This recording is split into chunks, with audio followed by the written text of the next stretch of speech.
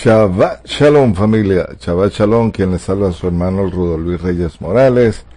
Hoy, John de regocijo, John de alegría, un tiempo para estar con nuestro Padre Celestial, con nuestro Rey Yehoshua Hamashiach, a través de la Kehilá de Yehoshua en Internet. Somos una comunidad en línea, pero que estamos debidamente registrada.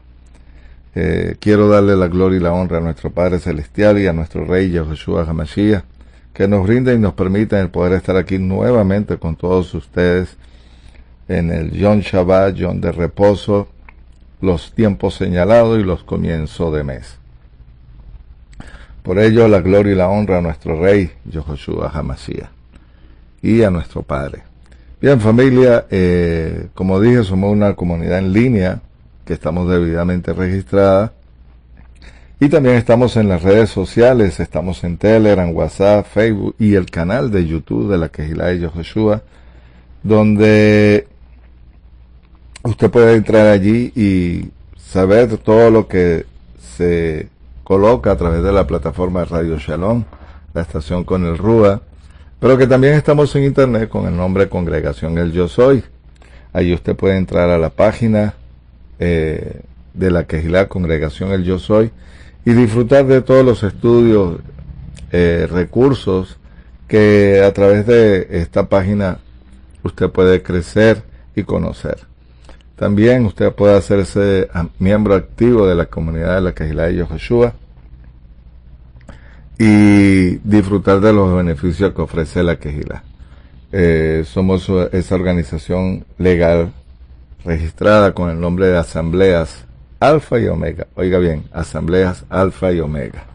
Quiero enviar un saludo cordial a nuestro mentor de la Kehilá. Nuestro mentor es nuestro estimado amigo y amiga, el Moriano Morales, y su esposa, la Mora Araceli de Morales. Ellos son las personas que el Padre ha puesto para llevar este rebaño también. Y también saludos cordiales a los Morín de la Kehilá de Yehoshua, el cuerpo de Morín de la Kehilá, que también hacen su aporte, su granito de arena.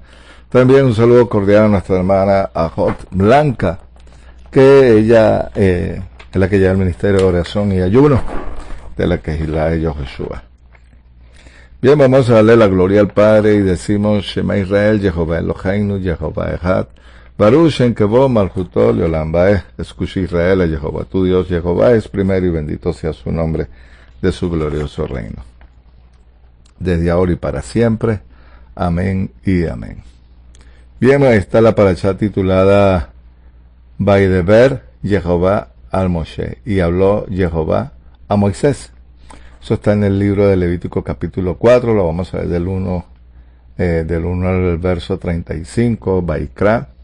Vamos a ver Ezequiel, el profeta Ezequiel, Tejilín, Salmo 76, Ezequiel capítulo 18. Vamos a ver Brit Hadashah, la nueva alianza, segunda de Pedro capítulo 3, del 1 al 18, y Revelaciones, Higalú capítulo 6, del verso 10 en adelante. Miren,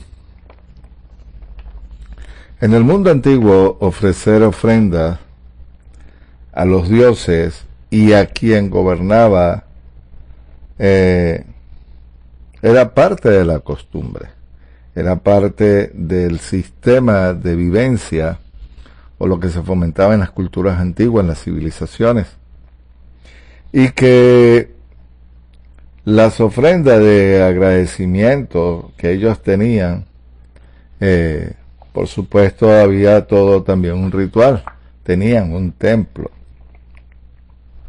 Y los templos siempre era no solamente donde reposaba la deidad, según ellos, y que no solamente era la deidad, sino el servicio que pudieran ofrecer para conquistar la tranquilidad de la tierra, de su espacio, la tranquilidad que pudiera generar alrededor de ese espacio, la protección, la prosperidad y todo lo concerniente a leyes. Por supuesto, el Padre, nuestro Jehová, no hizo nada ajeno o lejano del contexto de lo que se vivía. Digo esto porque, dado que el Padre escoge a una nación, a un pueblo, y dentro del pueblo escoge a los levitas para que llevaran la función, pero que al principio no fue así. El principio era que todo Israel iba a ser sacerdote. Bueno, a través de lo que pasó con el becerro, se quedaron nada más con las tribus de Leví, con los hijos de Aarón, y ellos son los que están llevando la función del templo. Las ofrendas por el pecado tenía la siguiente connotación, pero vamos a ver primero la ofrenda por ignorancia. El hecho que usted no conozca una ley no significa que usted no pueda ser juzgada por ello. Por eso aparece de esta manera aquí en el libro de Levítico el pecado por ignorancia, es decir, por desconocimiento de la ley, pero que igual tenías que dar la ofrenda, es decir, como el pago de la multa. Entonces el padre, por supuesto, bueno, pecaste, no sabía, bueno, presenta tu ofrenda por el pecado. Normalmente tenía que llevar el animal, el levita, por supuesto, el ritual de limpiarlo, quitarle la piel, apartar lo mejor de la grasa, los riñones, y que esta ofrenda no se comía normalmente, ninguna ofrenda por el pecado se comía. Y esta ofrenda tenía algo en característico, que normalmente se agarraba la sangre, se rociaba cerca del altar, en los cuernos, y también se esparcía esa sangre 7 veces por los lugares que aparecen allí. Y eso lo vemos que lo hacían el sacerdote. El verso 6, mojando el sacerdote con su dedo hará con la sangre aspersión 7 veces hacia el velo del santuario. Esto es un ritual inclusive muy parecido también que se hacía en el día de Yom Kippur, que se lo conoce como Kippur, es decir, tapar, es decir, perdonar. Hay algo que nosotros como pueblo debemos conocer, lo que eran los mandamientos sobre la misma. Y lo voy a leer. Dice, el mandamiento 120 es performativo. Y dice, Vaikra, capítulo 4, el verso 13, y toda la congregación de Israel, si pecare por ignorancia, y la cosa fuere cubierta de los ojos de la congregación. En esencia, si el gran tribunal, el Sanedrín, erró y gobernó contrariamente a la halajá, sí, sobre los pecados graves punibles con los coreit, los cohen, muerte prematura, después de lo cual la congregación o su mayor parte actuó en su palabra. Ellos, la congregación, deben traer una ofrenda. ¿Cuál? Esa, por ignorancia, por haber... Y muerte no significa quitar vida.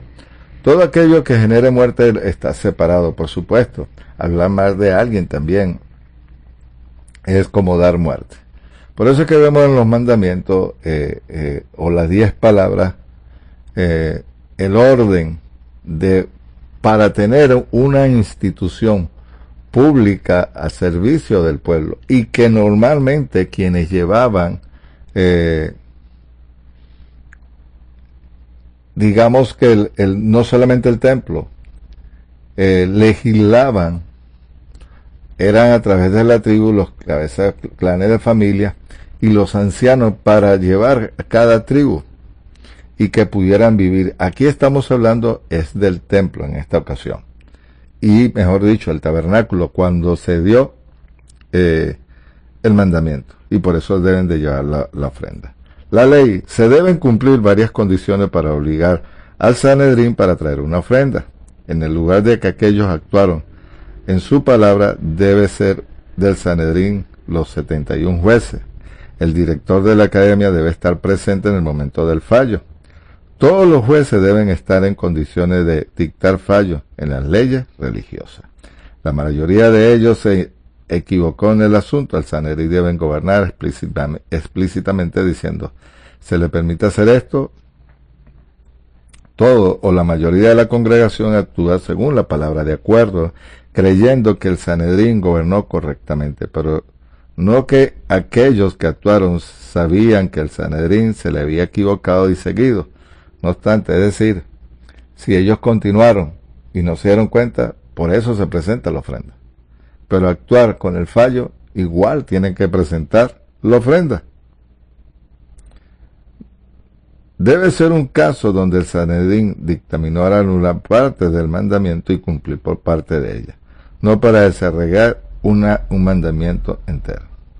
Es decir, no se puede anular el mandamiento. Si usted no lo conocía, lo que está diciendo es que, bueno, mira, si ellos actuaron incorrectamente, igual tiene que presentar la ofrenda, porque alguien se dio cuenta. Ahora, el otro que tiene que ver con el 427, que es igual. Este está hablando del primero para con los levitas, pero ahora estamos hablando del pueblo. ¿Se da cuenta de la importancia de conocer esto? ¿Se da cuenta de que hay cosas que no la conocíamos, pero que ahora la estamos conociendo? Y es el uso de lo que es, como le dijera, los mandamientos que tenían que ver con el templo, y aún en cada uno de los libros, los 613 Mishpat. Y el 4:27 está hablando del pueblo. Y si alguno de la gente común peca sin darse cuenta, en esencia cualquiera que inadvertidamente transgreda y cualquiera de los pecados más graves castigados por los sacerdotes, si cometen intencionalmente, está obligado a traer una ofrenda por el pecado animal, siempre que haya violado el mandamiento prohibitivo que implique alguna acción física.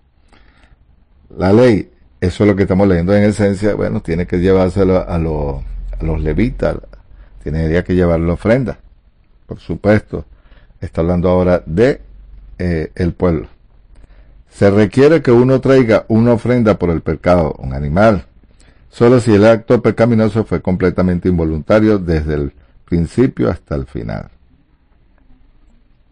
Hay 43 agravios en la Torá para los cuales requiere traer una ofrenda por el pecado invariable estándar. Es decir, independientemente de lo que es la ofrenda de pecado e ignorancia, bueno, hay un estándar. Pero que hay 43 tipos de agravio. Ahora, fíjense lo siguiente. El problema no es los agravios. El problema era que todo eso traía separación. ¿Separación de qué? De que usted pudiera estar en armonía con el Padre. Recuerde que la presencia del Padre en el templo o en el tabernáculo simbolizaba que Él estaba al cuidado no solamente del tabernáculo, sino también del pueblo. Y que debería de permanecer la Shekinah, la gloria del Padre allí. Ahora, ¿qué es lo que trae muerte? Muerte trae idolatría, relaciones sexuales ilícitas,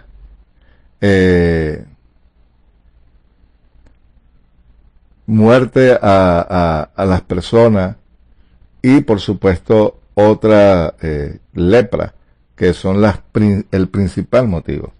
Eso no permite que la impureza se pueda tocar el tabernáculo. Mire, hay un hecho, y se lo pongo porque a veces le dirán, oye, pero el sexo, aunque el sexo está permitido dentro del matrimonio, habían hay como un requisito y es el siguiente.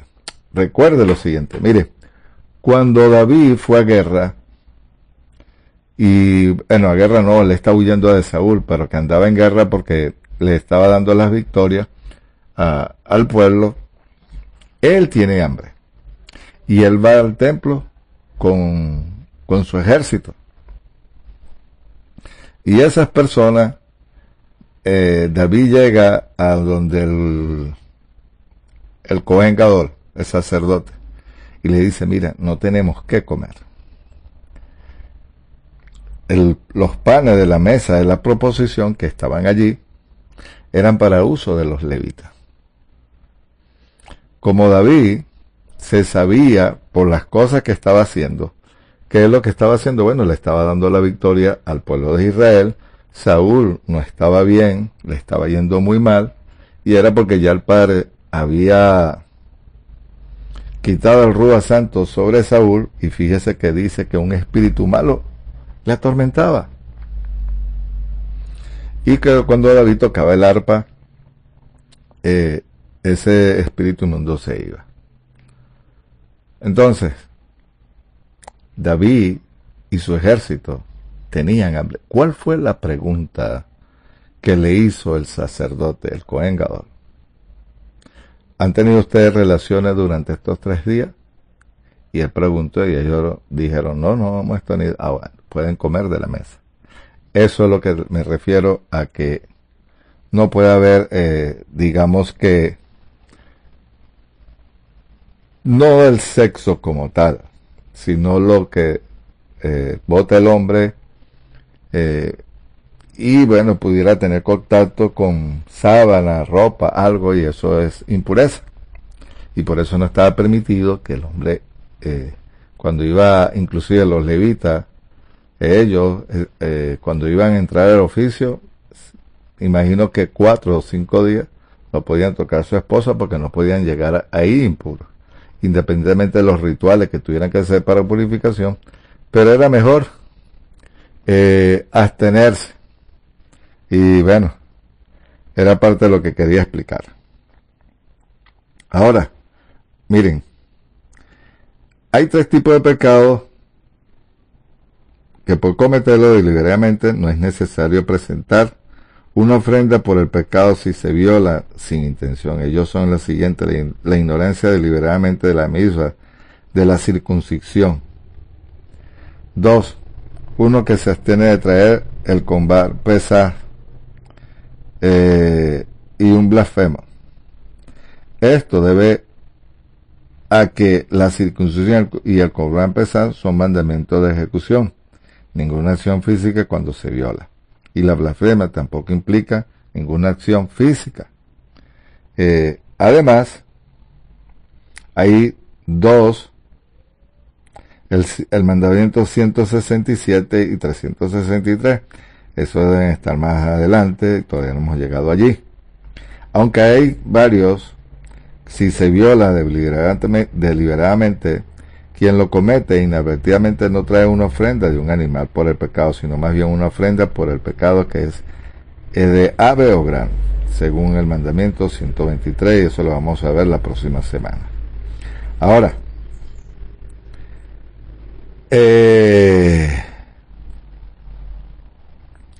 hay algo, es lo siguiente. El problema, como dijimos, no era, por supuesto, que el pecar, pero la cosa es que cuando tú eres consciente, ya tú sabes que no deberías hacerlo. Es una lucha, todos luchamos, todos tenemos lucha. Quiero ir al libro de Zacarías, y como dije, hay que cuidarse. Zacarías capítulo 13, verso 1. Zacarías verso 13, verso 1 nos dice: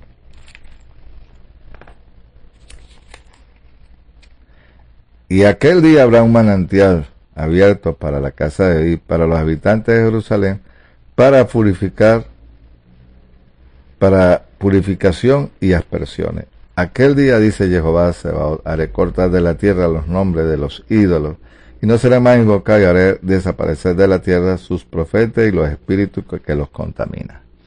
Miren, fíjese, purificación y aspersión. Es importante la aspersión dentro de lo que era el tabernáculo.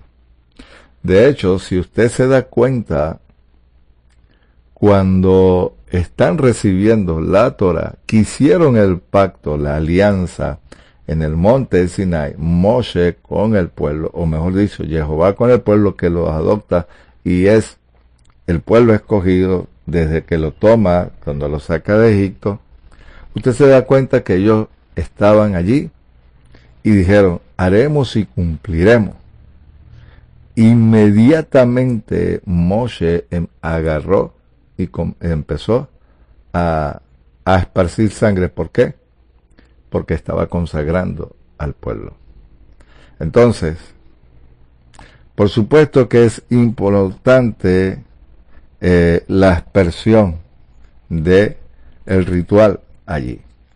Vamos al libro de Números, que también tiene que ver con ello.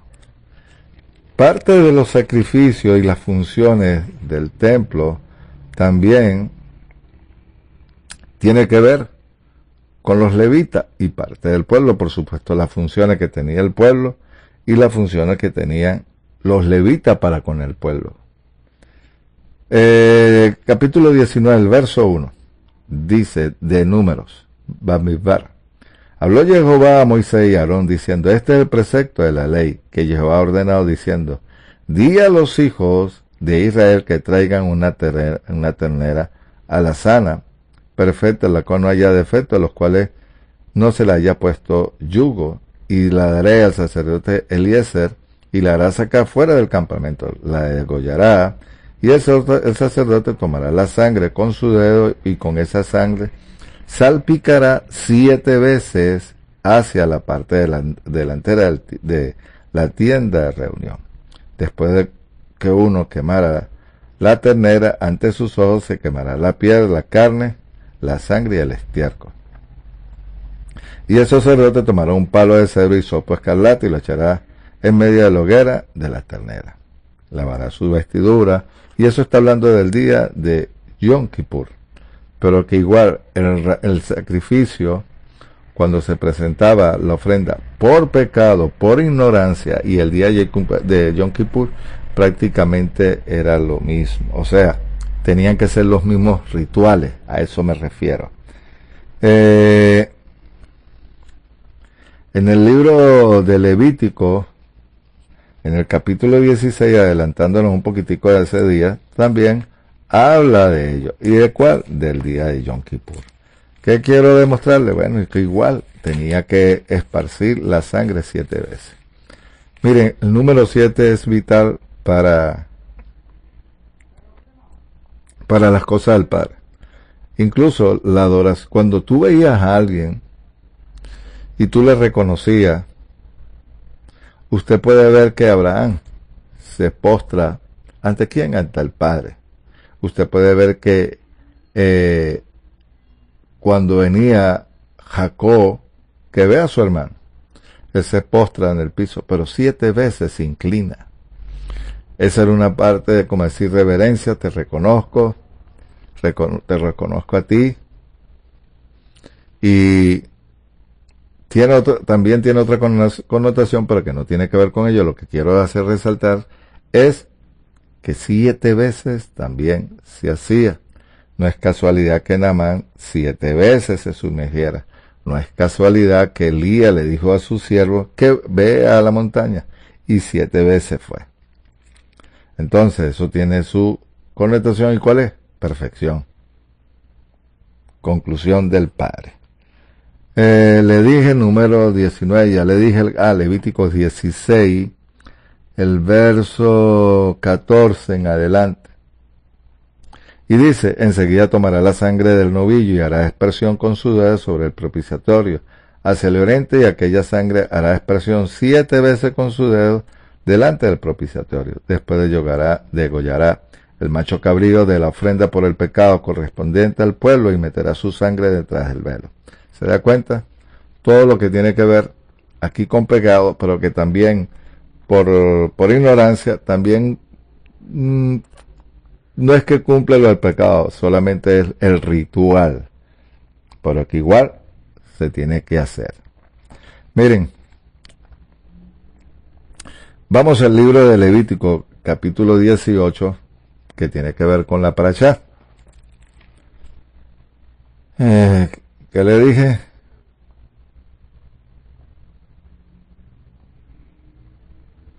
Ezequiel 18. Ezequiel 18, el verso 1. Y vino palabra de Jehová diciendo, ¿por qué andáis repitiendo ese refrán de la tierra de Israel? Los padres comieron de las uvas agrias y los hijos sufren de entera. Pero vivo yo, dice Jehová, que nunca más tendré que repetir este refrán. Saberlo que todas las almas son mías, como el alma del Padre hacia el alma del Hijo. El alma que pecare, esa morirá. El hombre que es justo, que observa el derecho y la justicia, que no come en los montes ni levanta sus ojos a los ídolos de la casa de Israel, ni profana con la mujer de su prójimo, ni se llega a la mujer menstruosa, que no explota a nadie y al deudor devuelve la prenda empeñada y no comete robo, y da su pan al hambriento, cubre su vestido al desnudo, que no presta usura ni cobra intereses, que retrae su mano de iniquidad y juzga imparcialmente entre los hombres y hombres. Miren, esto está hablando de un hombre que vive de acuerdo a los principios y que la Torá está vigente. Si aparecen los profetas anunciando es para con Israel. Yo he visto mucha gente, y así dice el Señor, y van a la cita bíblica. Perdón, la Torá, los profetas, era para el pueblo de Israel. Que el Padre te pueda dar una palabra con una cita, algo relacionado, pero no significa que va a ser siempre esa condición y esa situación. La situación y la condición era para con Israel, porque ellos eran el pueblo del pacto, lo es y sigue siendo el pueblo del pacto, y las promesas, todo para con ellos, que tenían que guardar la Constitución o las 10 palabras. Ahora, ¿por qué estoy haciendo, salvaguardando la Torá y los profetas? Porque no existe, o mejor dicho, no hay ninguna palabra aquí escrita que sea para las naciones, salvo a los juicios que están nombrando aquí. Ahora, los juicios que están nombrando aquí no significa que porque no aparezca esa nación no vaya a ser enjuiciada, o que usted y yo no vayamos al día del juicio. Tenemos que dar cuenta, todos, sin excepción. Ahora, pero esto tiene que ver con el Padre y con su pueblo. El verso 9, y el que camina en mi ordenanza y guarda mis decretos, cumpliendo fielmente, ese es justo y ese ciertamente vivirá, dice Jehová. Y está ahí hablando de lo que hace la gente comúnmente. Y está hablando con Israel. Estaban cometiendo robo, estaban haciendo una serie de cosas, habían idolatría, de los cuales se les dijo que no hicieran, porque era el Padre gobernando sobre ellos. Quiero ir al libro de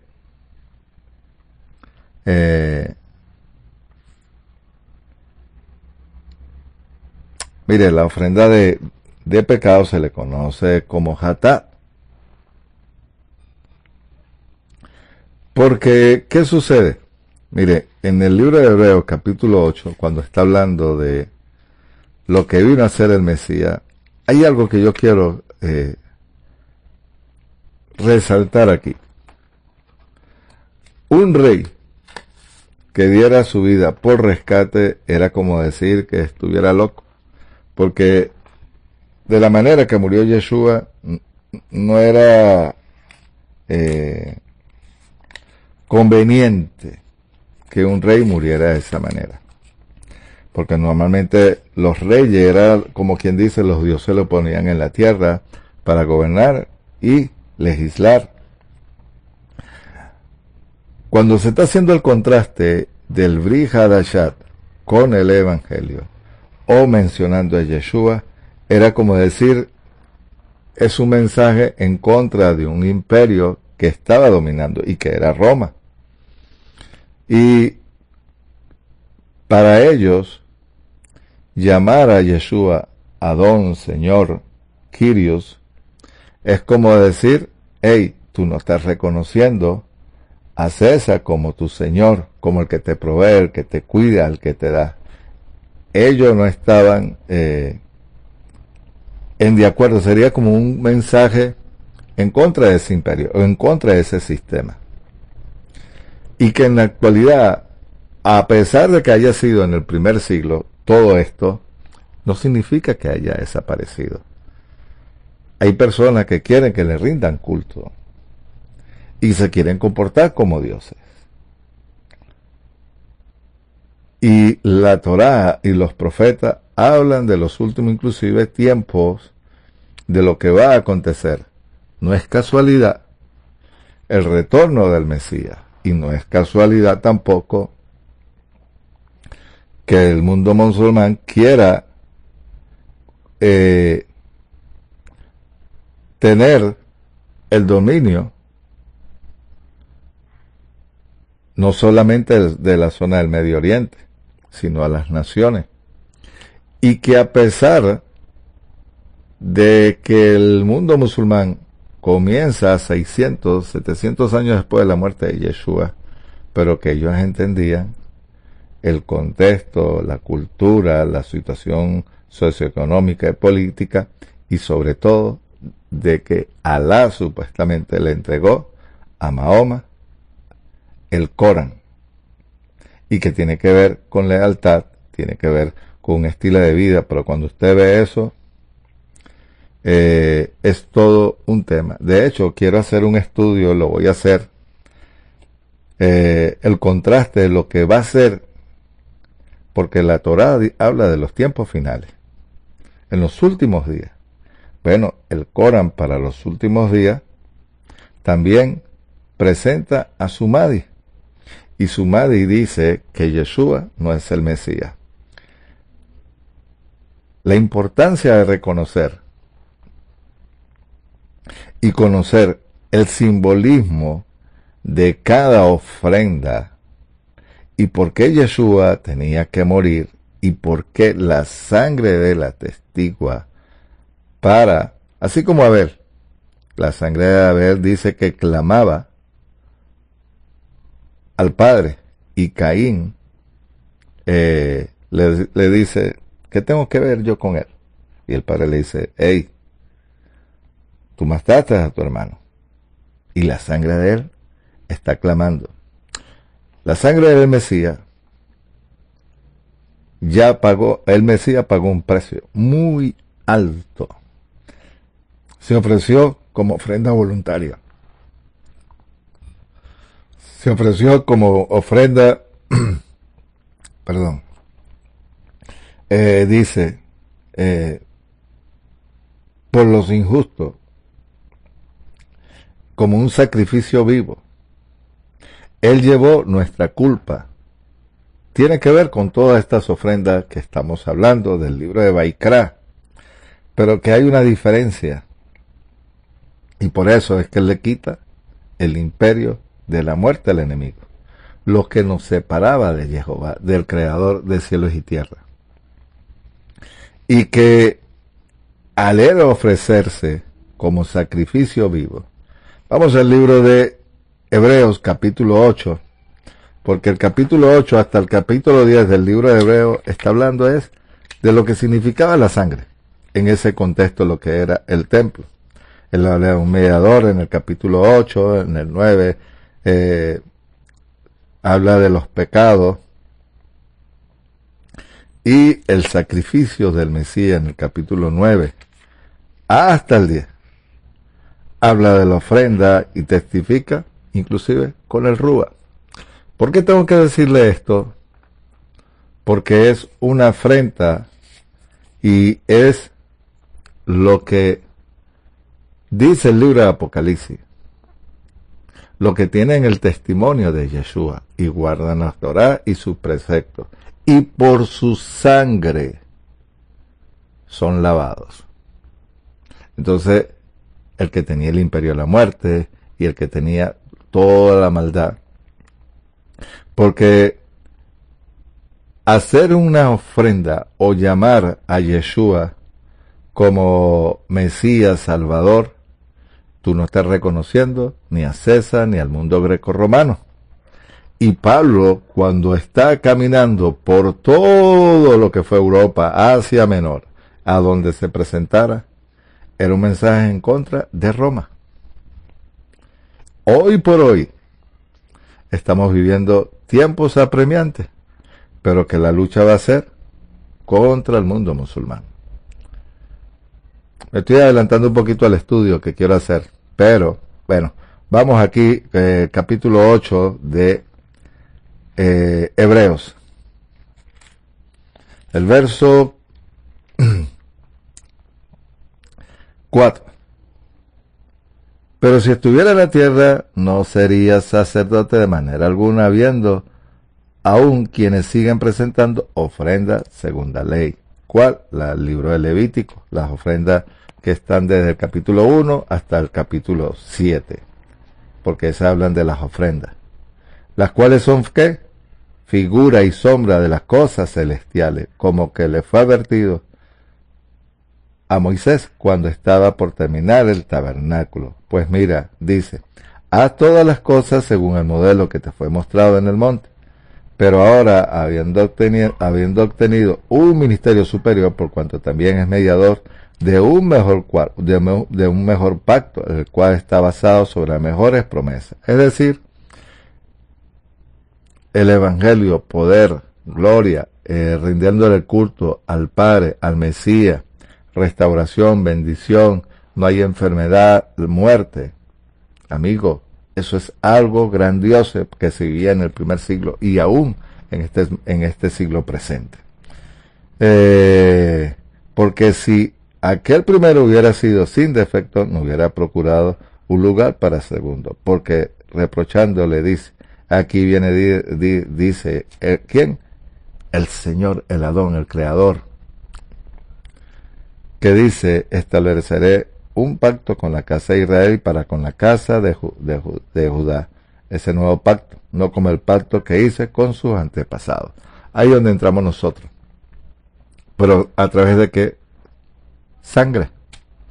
Y lo dice, vamos al libro Segunda de Corintios. Segunda de Corintios capítulo 5.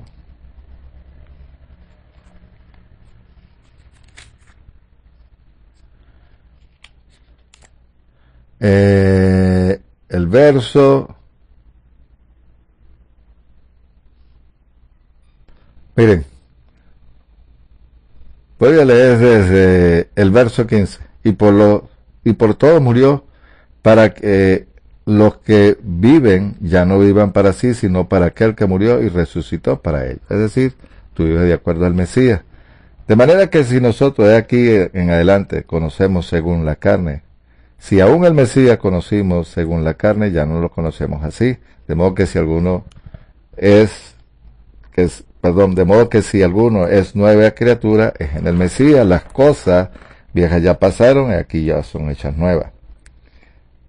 Me quiero adelantar el verso 20. Así que somos embajadores en el nombre del Mesías, como si Jehová rogara por medio de nosotros, rogamos en el nombre del Mesías, reconciliándonos con Jehová. Mira lo que dice, al que no conoció pecado, por nosotros se hizo pecado, para que nosotros también llegáramos a ser justicia delante de él. Es decir, él llevó nuestras penas, pagó nuestras deudas, pagó todo y nos reconcilió. ¿Le parece poco eso? Quiero ir a otra cita. Fíjese que dice, según Primera de Pedro capítulo 2, quiero leer desde el 20. ¿Por qué? ¿Qué mérito es si porque soy abofeteado y lo soportáis? Pero si soporté haciendo el bien y padeciendo, esto es ciertamente aprobado delante del Padre. Llevar el mensaje del Evangelio en el tiempo romano estuvimos en contra de César y sus dioses. Y era motivo de morir hacia abajo si te levantabas en contra de él. Y anunciar el Evangelio del Mesías es contra el sistema. Y por eso te está diciendo, soporta, aguanta, le estaba diciendo la gente en aquel tiempo. Pero mira lo que dice. Porque para esto fuiste llamado, pero también el Mesías padeció por nosotros, dejando ejemplo para que sigáis sus pisadas, el cual no hizo pecado ni fue hallado engaño en su boca. Quien, cuando era maldecido, no replicaba con maldición, padeciendo, no amenazaba, sino que se encomendaba al que juzga justamente. Oiga, él mismo llevó nuestros pecados en su propio cuerpo sobre el madero, para que nosotros, habiendo muerto a los pecados, vivamos para la justicia. Por sus heridas fuimos sanados.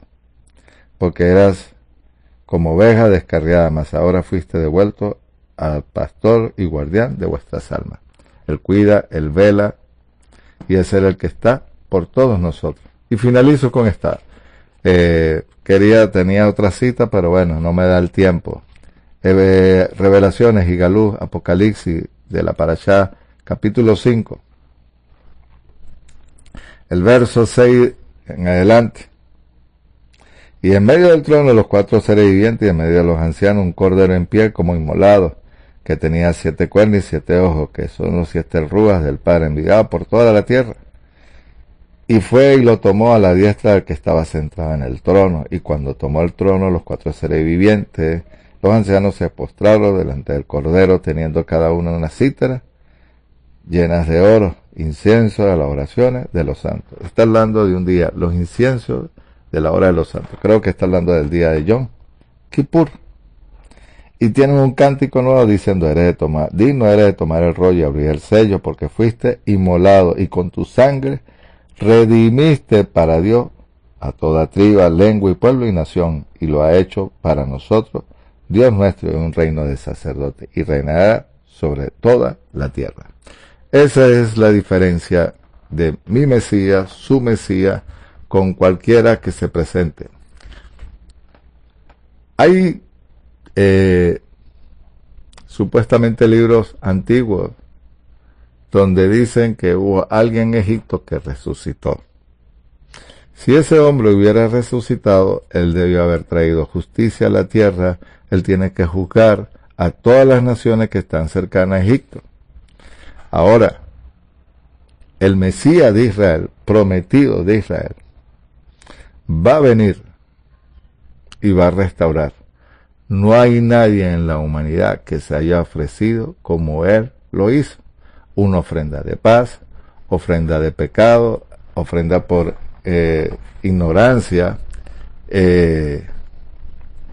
y todas las concernientes que están en el libro de Levítico.